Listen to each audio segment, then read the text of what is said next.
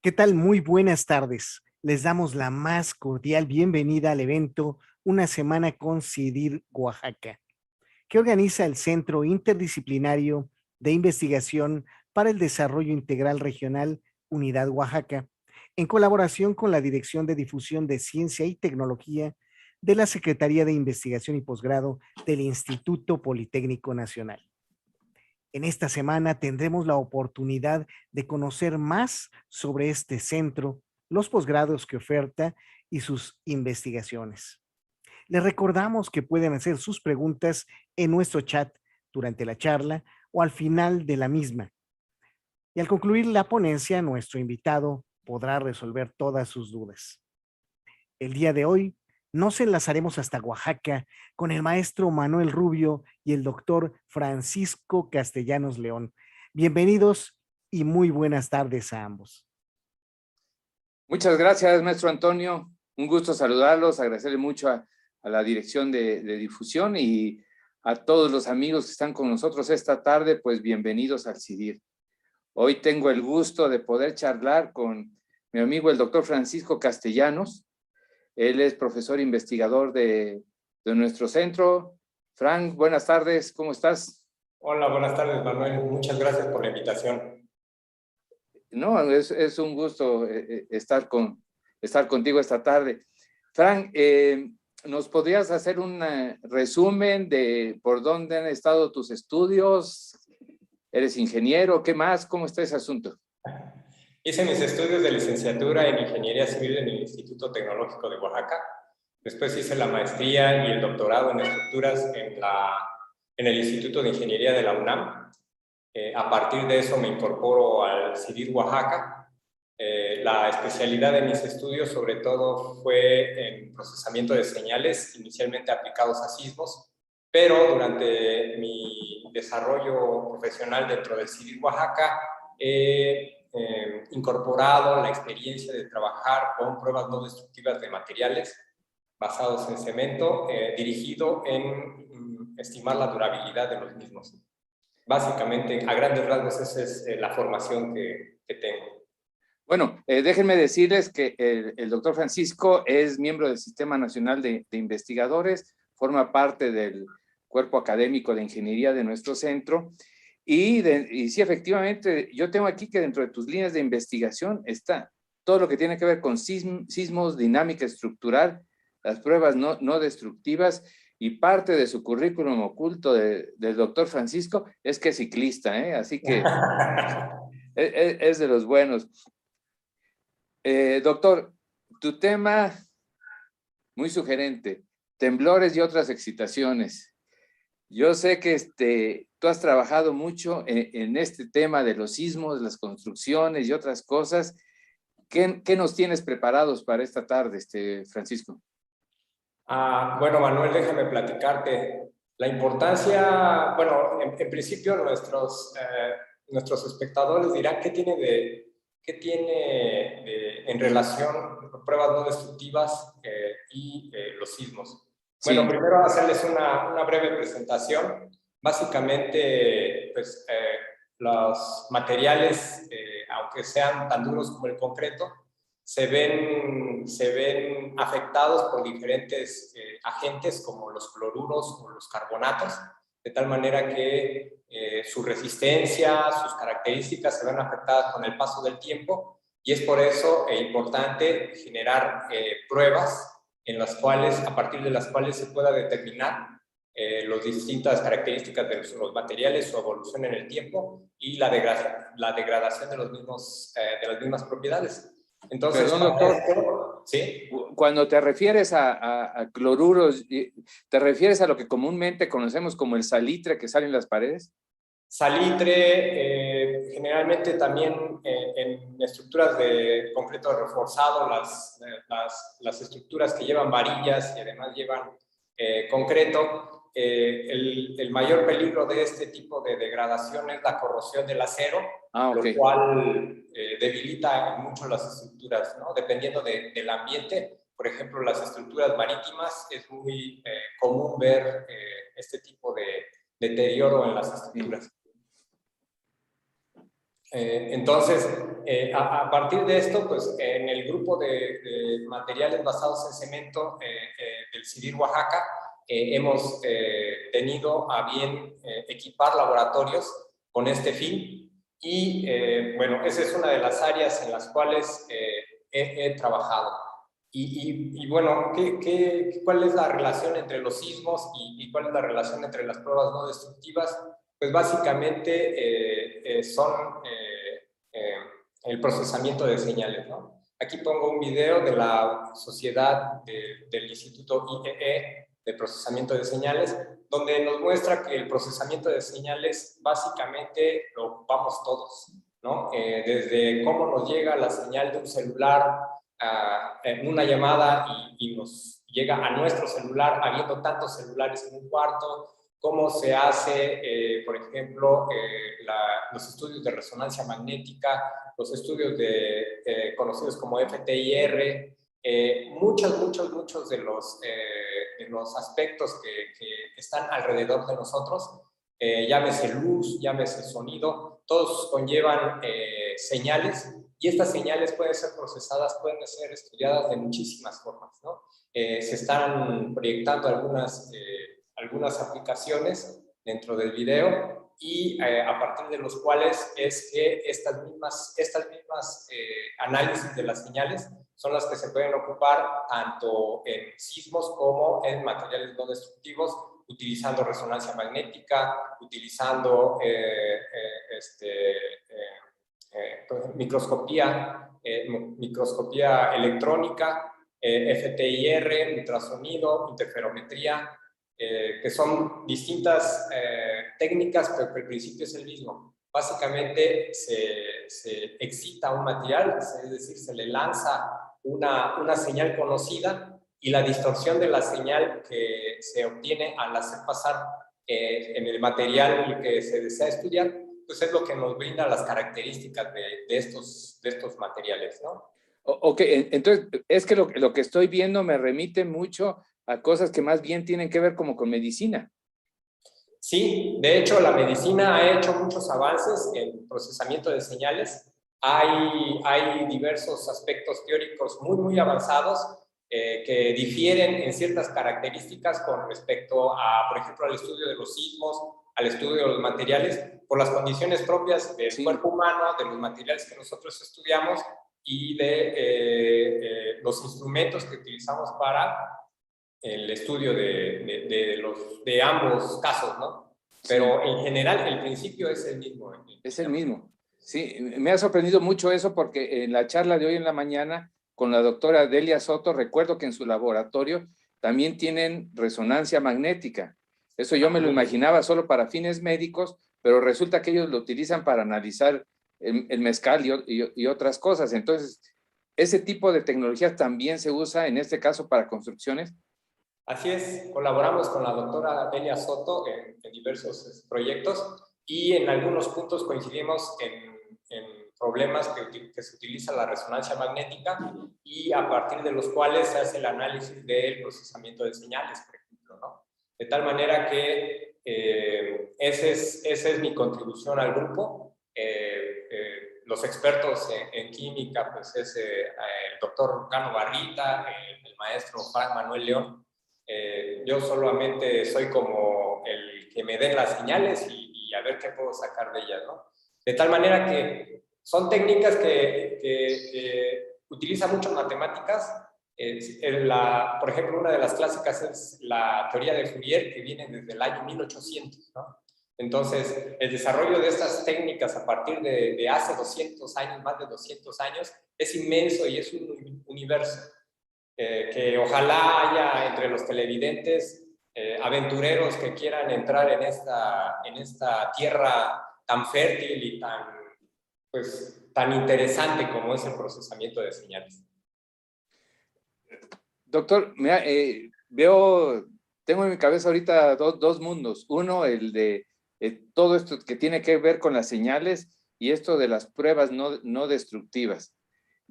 Quiero irme primero con lo de el manejo de esta cuestión de las señales. A ver, quiero entender que entonces muchos de los análisis se hacen por el procesamiento de señales, el mismo que utilizamos en otras pruebas. ¿Implica esto también que podemos hacer análisis a distancia? Claro, por eso han escuchado, por ejemplo, ustedes en las noticias que sabemos la composición del Sol. Tenemos una muy buena idea de cuál es la composición del Sol, tenemos muy buena idea de la composición de planetas que están a muchos años luz de nosotros, y pues nadie ha ido al Sol y tomado alguna muestra, nadie ha ido a estos planetas. Sin embargo, a partir de la excitación de enviar señales, excitar significa enviar señales y recibir esas señales, nosotros al enviar una señal lo que buscamos es tener todas las características conocidas de esa señal. Nosotros sabemos todo de la señal, de tal manera que cuando la refleja el objeto, nosotros a partir de las distorsiones entre lo enviado contra lo recibido, podemos nosotros conocer distintas características del medio que fue excitado, es decir, que recibió las señales y nos las regresó. Podemos conocer distintas características del mismo a partir de estas distorsiones. Es como un espejo, digamos, ¿no? En el cual la luz proyecta mi imagen y yo puedo ver mi imagen en el espejo a partir de observarlo. De tal manera que yo no me puedo ver a mí mismo sin ayuda de un espejo, y yo puedo conocer características de mí que no podría si no hubiera un espejo de por medio. Más o menos es el mismo principio, digamos, pero pues es con distintas señales, con distintas características, y hay todo un universo, ¿no? Perdón, Frank, no ubico como qué señal puede ser. ¿Es una onda de radio? Hay muchísimas, desde ondas de radio, ondas de luz. Simplemente las ondas sonoras se distinguen entre ultrasónicas, unas ondas que, por ejemplo, hay silbatos que los perros nada más pueden escuchar por la sensibilidad que tienen a ese tipo de ondas, que son, en realidad son ondas muy parecidas a las acústicas, pero con distintas características. Una de las principales se llama frecuencia, que nuestro oído no está capacitado para escuchar. Y sin embargo, los oídos de los perros sí estarían capacitados para distinguir. Es decir, hay muchísimas señales, desde señales como la luz que nosotros vemos, correcto, señales acústicas como las que escuchamos, pero el hecho de que nosotros veamos algo no significa que cualquier otro animal lo vea de la misma manera, porque sus receptores son distintos y capta distintas señales que nosotros. Es decir, la percepción del mundo es muy diferente para los distintos animales, ya sea abejas, insectos, víboras, personas. A pesar de que convivimos en el mismo mundo, las percepciones que tenemos del mismo son extremadamente diferentes por esta diferenciación que tenemos de las distintas señales, luces, sonidos que existen en nuestro alrededor. Sigo con algunas dudas porque esto me parece hasta como de ciencia ficción. Quiero decir que ciencia ficción. En este tipo de análisis estás aprovechando el hecho de poder mandar una señal de cualquier tipo, porque entiendo que puede ser algo, sonido, luz, lo que manda una señal, hay un regreso, pero lo que regresa realmente es información. Así es. Perdón. Bueno, regresa a lo mejor una onda que tú la captas y eso se vuelve en información. Quiero decir, mando una señal aquí a mi pared, va a rebotar, por así decirlo, de alguna manera, y eso me va a permitir saber la consistencia, por decir algo, o el estado en el que se encuentra esa pared que tengo aquí enfrente. Así es, por ejemplo, esto. Así es, por ejemplo, existen ya aparatos para medir, para hacer mediciones muy precisas a partir de láser. Los ingenieros civiles o los estudiantes de ingenieros civiles que nos estén escuchando saben que hay pues como unas lámparas que utilizan rayo láser y que te pueden decir desde donde está ubicado el láser hasta la pared siguiente, hasta la pared contigua o el objeto que tú estés señalando, la distancia a niveles de milésimas de milímetro, ¿no? Dependiendo de la resolución del aparato, pero te dan mediciones muy precisas de la distancia, por ejemplo. Y eso lo logran, por ejemplo, en esos casos, en enviar el láser, captar el láser de regreso y calcular el tiempo que tardó en ir y regresar el láser, ¿no? Okay. Ese envío de señal es lo que ustedes llaman excitación. Así es, enviar la señal y dirigirla hacia un objeto, se dice, estamos excitando ese objeto. Ese objeto, correcto. Ahora,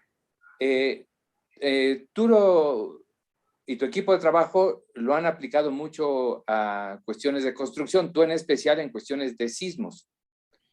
Sí.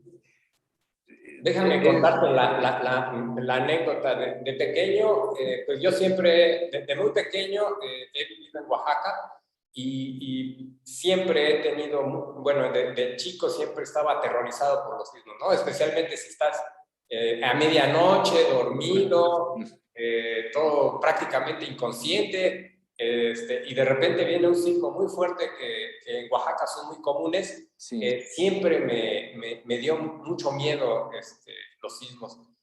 A partir de este miedo y de tratar de enfrentarlo de alguna manera, es que me interesaron la forma de cómo estudiar los sismos, de cómo conocerlos, cómo entender los sismos, cómo se desarrollan, y de esa manera es que me interesé por estudiar los sismos y fue como llegué al procesamiento de señales a través de los sismos. De tal manera que todas estas técnicas que yo conocí fueron presentadas a través de resolver problemas sísmicos.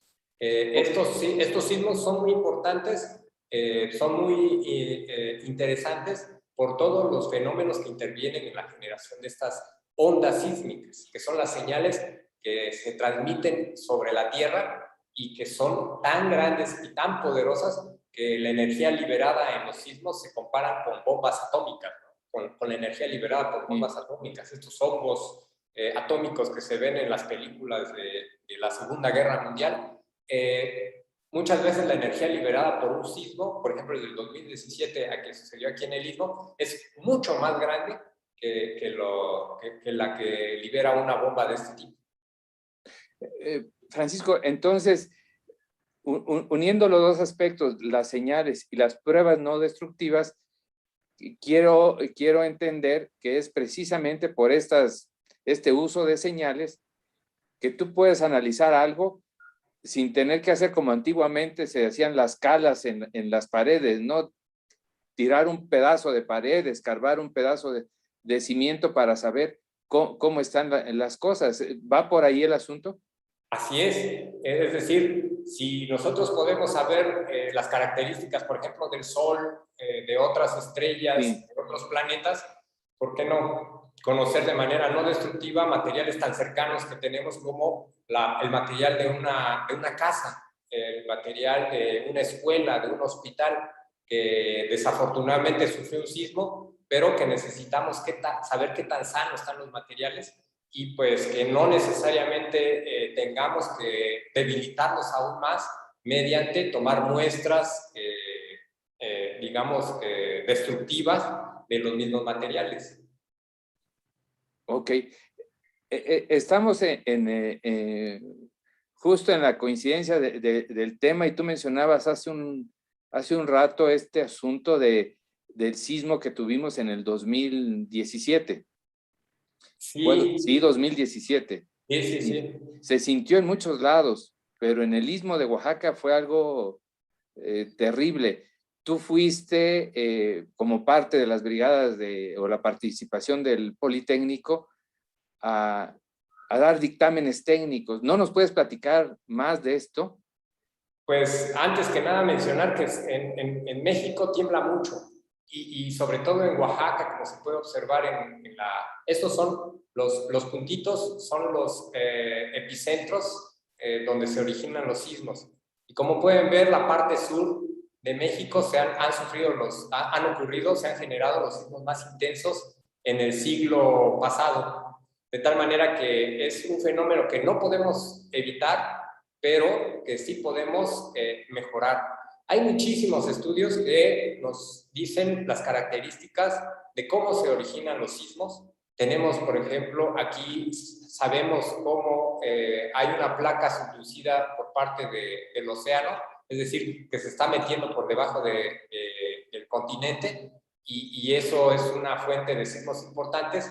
Y como mencionabas, en el 2017 desafortunadamente tuvimos un sismo muy importante aquí en el istmo de Tehuantepec, una zona que tenía más de 100 años sin haber generado un sismo importante, y que pues generó pues muchos daños en todo el istmo, ¿no? Tuvimos... Perdón, en la diapositiva anterior, sí, en la anterior, así. ¿esto representa las placas? Así es. Nosotros, por ejemplo, a partir de estos fenómenos, podemos obtener información de la configuración, de la geometría de las placas. Los puntitos negros que se observan son, Sí. podemos localizar los signos, las réplicas que, como son conocidas, del sismo que sucedió el 7 de septiembre de 2017. Este punto, esa estrella azul que se observa es el evento principal, y todos los demás que se observan son secuelas en distintos intervalos de tiempo, y lo que sí sabemos es que esas secuelas están asociadas a las geometrías de las placas. De tal manera que si puedes observar aquí en la escala para dimensionarla, estamos viendo características a 200 kilómetros de profundidad de la Tierra, ¿no? La franja rosa es el continente.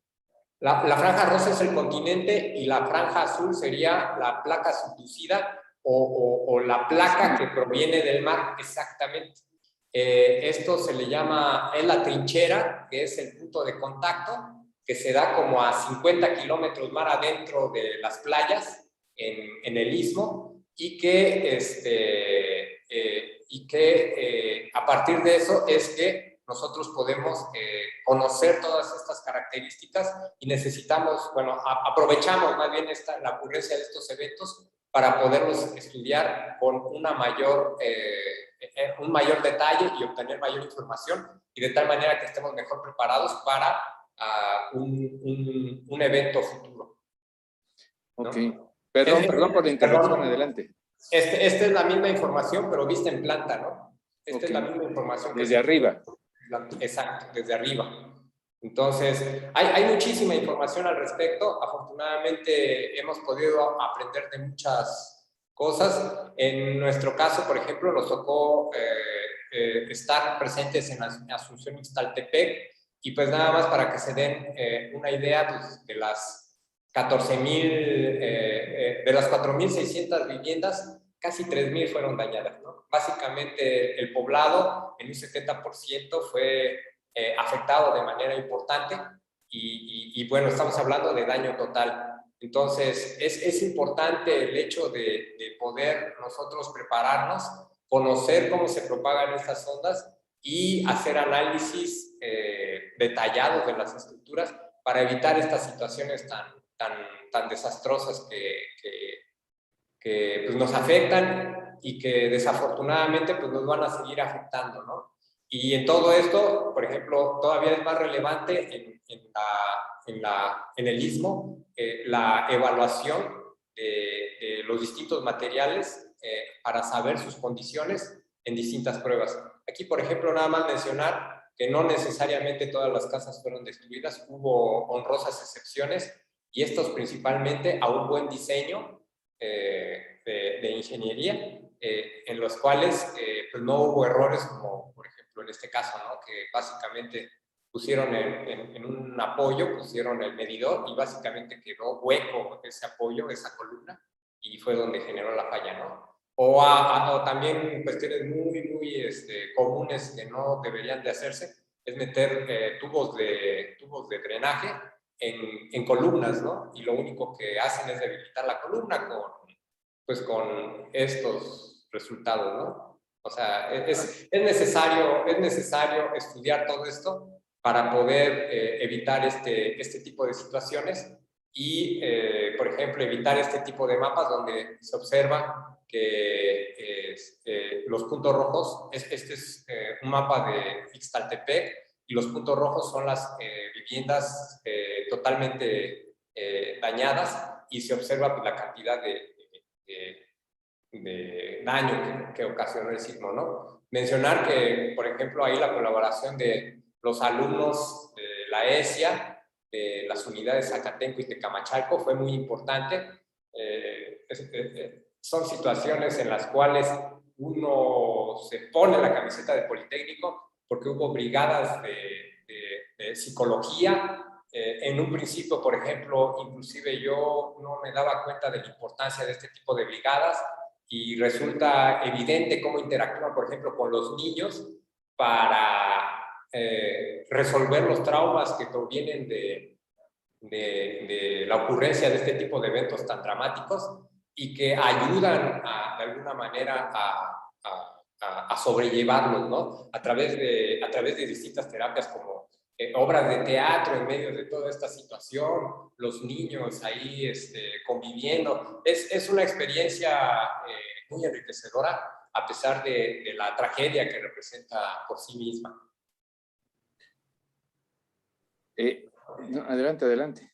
Bueno, entonces hay distintas cosas, ¿no? Inclusive, por ejemplo, regresando un poco al procesamiento de señales, hay información, por ejemplo, de la NASA que proviene de imágenes satelitales, a partir de los cuales que es posible obtener las distintas distribuciones de daño en esas poblaciones a partir de fotos antes y después del sismo, ¿no?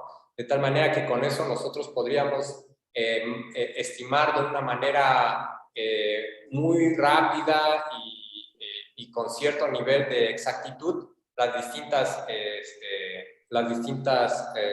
afectaciones que hay en las distintas zonas, ¿no? Son las personas que colaboraron en aquel entonces, muy agradecido a todas ellas, alumnos del Tecnológico de Oaxaca, ESIA, de la Unidad Zacatenco, Tecamachalco y Ticomán, y distintos profesores del mismo CIDIR Oaxaca que participamos ahí mismo, ¿no?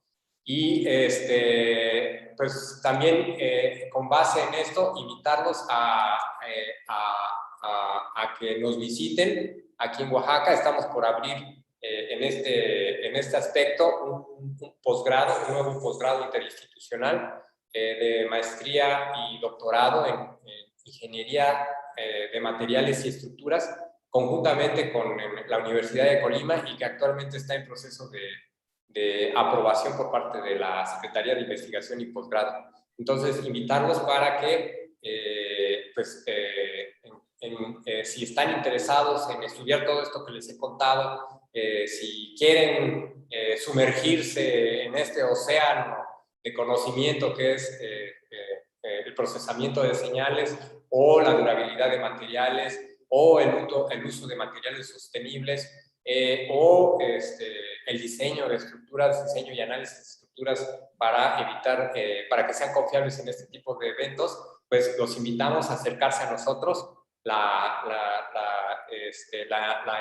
Las formas de contacto, pues es el correo institucional fdefranciscocastellanos@ipn.mx, y con mucho gusto pues estamos para servirles y resolver en lo que podamos todas sus dudas. Doctor, voy a dar paso a algunas de las muchas preguntas sobre los distintos temas. De todos modos, amigos, en las cortinillas que nos hace favor de elaborar la dirección de difusión aparecen los datos y los datos del CIDIR, porque seguramente van a tener muchas cuestiones que quieran preguntar al doctor. Son salteadas, no están en orden de temas. Nos preguntan, los humanos, ¿cuántas señales emitimos? Uy, muchísimas. Por ejemplo, está la señal de calor. Es impresionante ver, por ejemplo, cómo cazan algunas serpientes que básicamente utilizan infrarrojo. Ellas son sensibles al infrarrojo, y el infrarrojo básicamente es lo que se utiliza ahora en las cámaras para detectar las temperaturas de las personas en lugares públicos, por ejemplo, aeropuertos, todo esto, el principio utiliza luz infrarroja, a partir de las cuales es posible saber la temperatura que tienen las personas, los humanos, y, por ejemplo, esa es una de ellas, ¿no? Simplemente en este momento, si yo no pudiera emitir una señal acústica, no podríamos tener esta información. Si yo no pudiera reflejar la señal de luz, no podrían verme, ¿no? Sí. Entonces, es un universo de señales y estoy hablando únicamente de las cuales nosotros somos sensibles a ellas. Es decir, hay muchísimas otras señales a partir de las cuales nosotros podemos ser caracterizados. Simplemente, ¿quién no tiene un perro que simplemente por escuchar los pasos de la persona, del dueño, sin llegar a verlo, sabe que ya llegó y empieza a mover la cola y empieza a hacer festines antes de que siquiera ponga uno la llave en la puerta y pues es esas señales que nosotros emitimos y que pues se llegan a distinguir por distintos agentes, por distintas fuentes. Otra pregunta que nos llega por el YouTube de la Dirección de Divulgación dice, ¿este tipo de envío y recepción de señales es el que se usa cuando se envía el láser al espejo de la Luna? Por ejemplo, ¿no? Para conocer la distancia exacta entre la Tierra y la Luna, se utiliza ese mismo principio y en ese caso, pues básicamente lo que se busca es conocer cuánto tiempo tarda desde que se emite la señal hasta que regresa. Como se conoce la velocidad de la luz y se conoce el tiempo de retraso que hubo o el tiempo de duración que hubo de la luz al viajar a la Luna, nosotros podemos conocer con bastante exactitud la distancia entre la Tierra y la Luna, por ejemplo, ¿no? Nos preguntan también por el mismo canal de YouTube, ¿por qué los termómetros infrarrojos tienen tanta discrepancia en las mediciones? ¿Tiene que ver con la forma en cómo regresa la señal?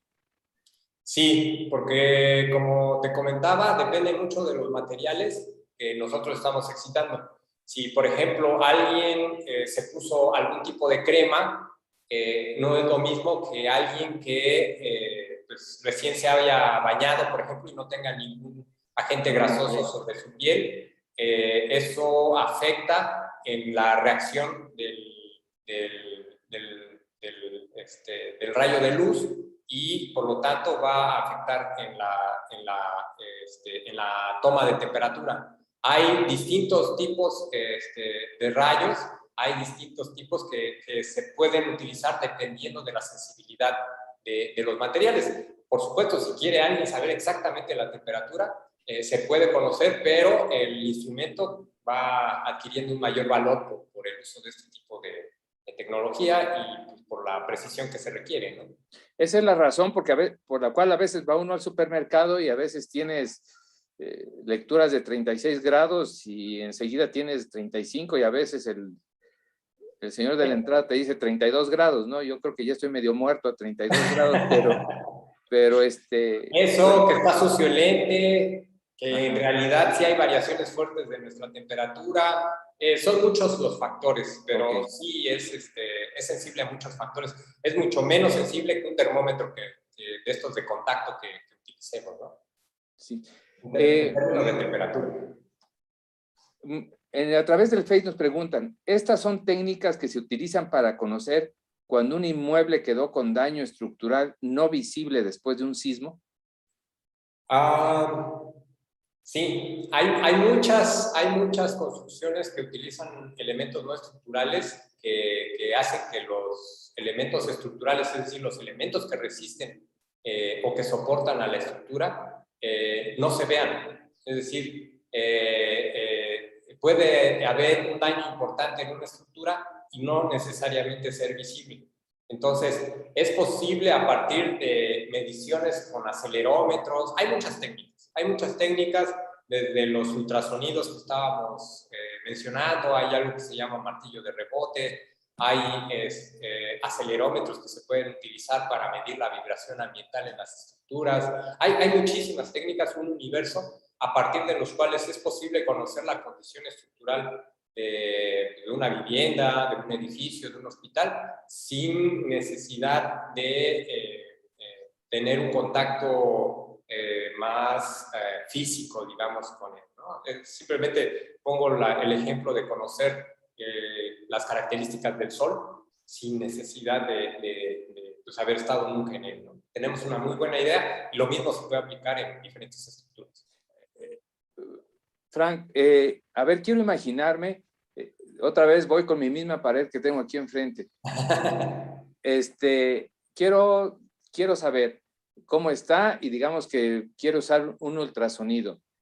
Yo he visto usar el ultrasonido médico, unas placas, se colocan en el cuerpo y ya, sale una imagen.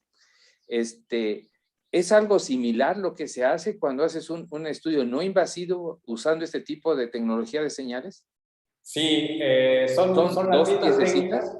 Se puede poner dos emisores, dos transductores, se le llaman, que básicamente uno emite y otro recibe. Se pueden utilizar dos o se puede utilizar nada más uno, por ejemplo, de tal manera que pues emite y luego recibe, ¿no? Okay. Hay distintas técnicas, hay distintas formas de probar los materiales, pero una de ellas sí es tener acceso a los dos lados de la pared y tendrías que poner en un lado un sensor, en otro lado el otro, y a partir de emitir en uno una señal conocida y en el otro recibir la señal distorsionada, procesar esas diferencias para conocer información del muro, por ejemplo. Voy a seguir con otras. Yo mismo tengo varias dudas, pero voy a seguir. No, pero aquí es para responder las preguntas de la gente. Después nosotros platicamos, Manuel. Bien, dice a través del Face también, ¿cuál es el problema estructural más común que ponen en riesgo las construcciones en un temblor? ¿Cuál es el problema estructural? Me imagino, se rompe un castillo, se rompe una trave. ¿Cuál es el más común? Híjole, bueno, hay tanto que decir y tan poco tiempo que tenemos para decirlo. Básicamente, resumiendo, hay muchas fallas que pudieran ser peligrosas. Hay muchos dependiendo del tipo de estructura, dependiendo de muchas cosas. Cada caso es particular, es como por ejemplo, tratar de diagnosticar a una persona únicamente con los síntomas que te menciona. Pero, digamos, para no evadir la pregunta y de alguna manera ser un poco más concreto, por ejemplo, en una estructura a base de marcos de concreto, es decir, que se tienen castillos, se tienen vigas y se forman unos marcos que sostienen a la estructura. Si es de varios niveles, por ejemplo, lo más peligroso es que se dañen las columnas inferiores, la base de las columnas inferiores. Okay. ¿Por qué? Porque eso lo que va a generar son fallas como las que se observaron hace poco, por ejemplo, en un condominio de departamentos en Estados Unidos que se colapsa. Sí. Se colapsa de manera repentina. Tiene mucho que ver que la falla haya existido en las partes, en los elementos estructurales inferiores de la estructura para que exista un efecto dominó y colapse de manera completa todo el edificio. Entonces, ese sería un ejemplo de muchos otros, dependiendo de los tipos de estructuras y dependiendo de distintos tipos de falla. Francisco, pero remitiéndonos a tu experiencia en el Istmo en el 2017, ¿podrías tú decir estas fueron las fallas principales que observaron? Híjole, básicamente, si se pudiera resumir, es muchas veces mala calidad de los materiales de construcción. Okay. Se podía, por ejemplo, me tocó estar en una estructura donde los castillos le rascaba a uno con la uña simplemente y se estaba cayendo el concreto, ¿no? Es decir, un cemento muy pobre, por así decirlo. Un cemento muy pobre, atacado por agentes muy agresivos, de carbonatos y cloruros por el medio ambiente del istmo. Son muchas cosas que se conjugan, pero esa es una, y la otra son malas prácticas constructivas, ¿no? Okay. Por ejemplo, poner tubos de drenaje adentro de elementos estructurales tubos de aguas pluviales, sobre todo, por ejemplo, o inclusive de desagüe de aguas negras de los baños, etcétera, que muchas veces la gente dice, no, pues es que se ve feo, se ve el tubo por fuera, pero lo ponen adentro de un castillo y eso lo que hace es debilitar muchísimo el castillo y que finalmente no resista lo que se espera que pudiera resistir, ¿no? Un proceso que con capacitación seguramente se pudo haber evitado, bueno, y evitar prácticas tradicionales de hacer así las construcciones durante tanto tiempo. Sí, como les había comentado, el problema, uno de los problemas del sismo es que había dejado de temblar de manera importante desde hace 100 años, ¿no? Entonces, el proceso en el istmo todavía hay muchas cosas que conocer, el proceso sísmico. Es muy probable que sus periodos de recurrencia, es decir, los tiempos en que ocurre entre sismo y sismo, sean muy largos. Eso es un peligro latente en el sentido de que conforme se va pasando el tiempo, se va olvidando la experiencia y se va regresando a prácticas que aparentemente son más económicas, pero que al final resulta en estructuras menos confiables y más vulnerables a este tipo de fenómenos. Tengo varias preguntas todavía más del istmo, pero a través del Facebook me preguntan, ¿es recomendable llevar a cabo este tipo de pruebas cuando se va a adquirir un inmueble? Sí, se podría evaluar muchas veces para conocer el estado de salud, digamos, ¿Sí? real de la estructura, ¿no?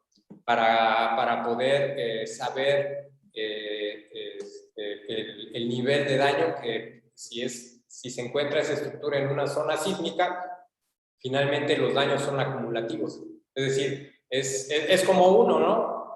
Tú, Manuel, lo sabes, te caes de la bicicleta y ya me lastimé la muñeca y pues el dolor de la muñeca pues, va a quedar de alguna manera siempre, ¿no? Y ya te doblaste la espalda de una mala manera a la hora de estar conduciendo durante tantas horas como las conduces, pues ya te queda el daño de la espalda. Entonces, es acumulativo y lo mismo es para las estructuras y pues lo único que hay que ver es qué tipo de mantenimientos hay que dar para mantener las estructuras pues saludables hasta cierto punto, ¿no? Me preguntan si es muy caro el equipo para realizar estos estudios. Y yo agregaría si estos estudios en sí son caros. En general... o darnos una idea al menos. Bueno, los equipos sí son caros. O sea, los equipos sí son caros. Las pruebas son caras en términos que no estamos acostumbrados a hacer una evaluación de este tipo en las estructuras, pero si, por ejemplo, poniendo el ejemplo del istmo, sí. Más allá de hacer estas pruebas, si en algún momento platicábamos entre las personas que fuimos al istmo y de una manera muy burda hicimos un cálculo que cuando mucho le hubieran hecho una inversión de unos 10% más a su estructura, a su vivienda, etcétera, y eso es mucho, es muy exagerado, una décima parte de lo que le invirtieron, no hubieran tenido tanto o ningún daño en el evento sísmico, a pesar de haber sido muy importante, ¿no? Entonces, es bueno tener en cuenta que una inversión inicial de este tipo, ya sea en buenas prácticas o en un buen diagnóstico, estamos poniendo en riesgo generalmente capitales que pues, representan pues, el patrimonio de una familia. El patrimonio de una familia, ¿no? Entonces, ya visto desde ese punto de vista, ya no son tan caros, ya no son tan... ya nos dan la confiabilidad del nivel de vulnerabilidad que puede tener una estructura en un momento dado y nosotros desea adquirirla, repararla, mantenerla, ¿no? Distintas podríamos decir un promedio máximo de un 10% del costo de la inversión o del inmueble, eso por ahí deberían estar... sí, dependiendo del inmueble, claro. Podría ser, pero inclusive es hasta menos. Menos, un máximo de un 10%. Sí, ya tendría que ser estudios muy especializados. ¿Existe participación con investigadores externos al CIDIR Oaxaca en los trabajos que ustedes hacen? En términos de, por ejemplo, de la durabilidad de materiales, tenemos vínculos con la Universidad de New Brunswick, Canadá. Tenemos también vínculos con materiales sostenibles por parte del doctor Miguel Chávez con las universidades de Brasil. Por parte de la doctora Delia Soto, por ejemplo, tenemos vinculación con... mira, mago. Un mal análisis. Con la doctora Adelia Soto tenemos vinculación con el Cinvestav, Cinvestav Zacatenco. En cuestión de sismos, tenemos vinculación con la Universidad de Colima, tenemos vinculación con el Instituto de Ingeniería de la UNAM. Es muy importante siempre mantenerse abierto a colaboraciones con personas de alto nivel académico, porque de esa manera no solamente los alumnos aprenden, nosotros estamos aprendiendo todo el tiempo junto con ellos, ¿no? Francisco, las aplicaciones en los celulares han evolucionado tremendamente. ¿Crees que llegará el momento en que desde nuestros celulares podamos realizar algunas de estas mediciones? Existen proyectos actuales, reales, que se están llevando, por ejemplo, por parte de la Universidad de California y por parte de otras universidades, a partir de los cuales uno se puede inscribir en ciertas páginas de internet para que ellos puedan tener acceso, todos los celulares actuales, todos los celulares, los smartphones son conocidos, tienen acelerómetros, de tal manera que a partir del procesamiento de señales de toda esta cantidad de celulares que tienen, pueden saber características de los movimientos sísmicos. De tal manera que sí, o sea... Es como la alerta sísmica que nos mandan. Sí, a pesar de que, por ejemplo, los celulares siempre están en movimiento, siempre, pues nunca, no necesariamente están quietos, es posible a partir del procesamiento de señales distinguir este tipo de movimientos con respecto a los que se darían en un movimiento sísmico y poder conocer características del movimiento sísmico en ese sentido. ¿Crees que puedan haber, me preguntan, el Arduino tiene muchas aplicaciones actualmente? ¿Crees que se puedan desarrollar aplicaciones de Arduino para análisis de construcciones? Sí, bueno, básicamente Arduino es pues un mapa de circuitos. Es un componente, vamos a decir. Exacto, con distintos niveles de funcionalidad dependiendo del tipo de Arduino y con distintos niveles de precisión que ya han sido utilizados para distintas aplicaciones, ¿no? Desde que puede ser en lo más conocido como serían los drones, los juguetes estos a distancia, los vehículos a distancia, y que se guarda el mismo principio y que se puede utilizar para muchas otras aplicaciones que se pueden generar a distancia. Entonces, es un universo,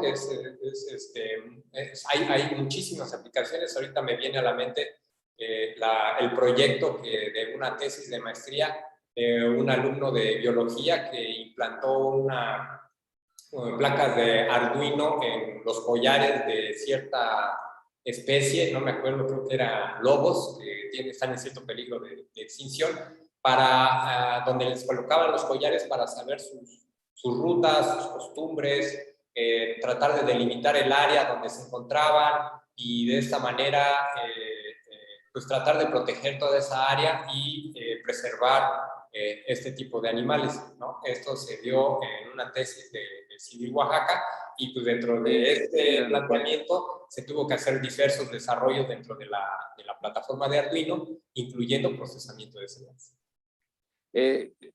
Últimamente he sabido que lo que me platica se parece mucho a la ecolocalización de los murciélagos. Da una señal, regresa una señal. Ellos inventaron el Arduino. Se olvidaron del Arduino. Pero incluso existen entrenamientos para personas para desarrollar esta habilidad. Una de ellas es un grupo de ciclistas ciegos de California, Sí. que qué valor, mano. Ciegos se suben a la bicicleta y ahí van por todos lados. ¿Crees que en algún momento podamos entrenar para decir, viene un sismo? ¿Crees que sea un área a desarrollar? Sí, definitivamente poco a poco se tiene que desarrollar ese tipo de proyectos. El mayor problema para la predicción de sismos es que son fenómenos que se desarrollan a profundidades muy altas, Sí. que son de difícil acceso y que pues, se obtiene información, como les mostré en las diapositivas, se obtiene información precisamente cuando hay eventos que liberan una energía muy importante, como son los propios sismos. Hasta en ese entonces es que nosotros podemos obtener información fidedigna y confiable de las estructuras geológicas que son las generadoras de estas cantidades inmensas de energía. Entonces, durante mucho tiempo se ha buscado distintos tipos de señales, posiblemente asociadas o precursoras de los eventos sísmicos que nos afectan. Desafortunadamente, pues el mismo problema que les planteo, el hecho de que sucedan a profundidades tan grandes y tengamos pues un nivel de conocimiento del mecanismo no tan preciso, un nivel de conocimiento de los materiales no tan preciso por la falta de señales que puedan excitar ese tipo de estructuras, pues es lo que nos impide poder predecir de una manera confiable los sismos, y en algún futuro confío que sí se llegue a hacer, pero no es un futuro próximo. Sí, es todo un trabajo sobre cuestiones de señales cerebrales. Se nos está acabando el tiempo, me están llegando más preguntas. Voy a darle paso mejor a estas preguntas, Francisco. Claro. Nos preguntan, ¿en un estudio predictivo de las zonas sísmicas se puede establecer aquellas en las que pueden generarse un gran sismo? Todavía no. Todavía Ha habido no. varios estudios, ha habido varios investigadores que sí han logrado predecir en algún momento, pero que desafortunadamente no ha sido repetible sus procedimientos. La doctora Racilla nos pregunta, ¿existe una app que nos dé información aproximada sobre el estado de una estructura constructiva? Yo creo que quiere comprar un edificio. Que yo sepa, no existen aplicaciones. Okay. Tiene que ser un ingeniero para poder sobrevivir. Todavía no inventamos las aplicaciones. Ok, por eso no han sacado las aplicaciones. Perfecto. ¿Cuál es la tecnología que se utiliza en los ultrasonidos 4D? Básicamente, entre mayor resolución de imagen o de volumen y en tiempo, lo que se requiere es mucho más capacidad de memoria, muchos más sensores y pues básicamente, y una mejor colocación. Pero en realidad, para obtener imágenes y volúmenes, lo que se requiere es una mayor cantidad de sensores, un mayor tiempo una mayor frecuencia de que se esté enviando y regresando la señal, y básicamente es eso, pero es el mismo principio en todos los casos. Después de un temblor, ¿dónde puedo pedir si pueden hacerle estas pruebas a mi casa? Híjole, yo creo que puedes dar tu teléfono, Francisco. Es difícil. Bueno, nosotros somos un centro de investigación y por ejemplo, en Oaxaca, que yo sepa que haya un despacho especializado en este tipo de pruebas, no lo conozco. Okay. Habría algunos despachos, pero en la Ciudad de México. Muchos jóvenes son desarrolladores natos, o sea, nacieron con el celular y la computadora. ¿Crees que es un campo interesante para desarrollarse? Quiero entender esta intersección entre las señales, los sismos y la programación. Sí, pues finalmente los chavos millennials que le conocen son productos de este tipo de artefactos, ¿no? Que utilizan mucho las señales, los celulares, las computadoras, y básicamente son personas que pues deberían de manejarlas en el sentido de entenderlas y no solamente de ganarme en los jueguitos de video, ¿no? Ok, ok. Un pequeño cambio de giro en las preguntas. Este tipo de temas son de naturaleza compleja y su análisis o la propuesta de soluciones no viene de una sola disciplina. ¿Crees que estamos dados hacia el trabajo colaborativo, hacia el trabajo interdisciplinario? ¿Se nos facilita o es algo en lo que también tenemos que trabajar como investigadores? Me parece que siempre va a haber campo para mejorar este tipo de interacciones. Actualmente lo estamos logrando, lo estamos explotando, pero siempre va a haber una mejor forma de colaborar, siempre va a haber otros campos con los cuales pudiéramos interactuar y a partir de los cuales pudiéramos tener mejores resultados de nuestros proyectos. Esta inquietud ya es mía, absolutamente mía. Todo este asunto del procesamiento de señales a veces me da un poco de miedo. Okay. A través, como nos presentabas en ese video, a través de mi celular, a veces me sucedió el otro día, íbamos en una tienda y de repente dices la marca de algo y te empiezan a llegar mensajes de ese producto. Toda esta concentración de señales desde tu punto de vista en un solo servidor, hay personas que nos da eso, miedo, ¿no? Tal vez ignoramos cómo se procede todo eso. ¿Tú qué opinas de esto? Además de que hay un montón de películas. El otro día vi Yo Robot y pasé varias semanas con pesadillas, ¿no? Pero ¿qué opinas de eso? ¿Existe para ti un fundamento real en este temor que se le tiene a esta concentración de información? Porque al final de cuentas no es una señal, nada más, es información la que se tiene concentrada. Puede ser porque, bueno, es como mencionar, por ejemplo, hay muchos tratamientos radioactivos que pueden ser muy perjudiciales y otros que pueden ser muy benéficos, ¿no? Si no se maneja de manera adecuada, pueden generar muchos daños a la salud o, por el otro lado, pueden inclusive curar el cáncer, ¿no? Entonces depende mucho de cómo manejes este tipo de información y cuáles sean las intenciones de manejarla.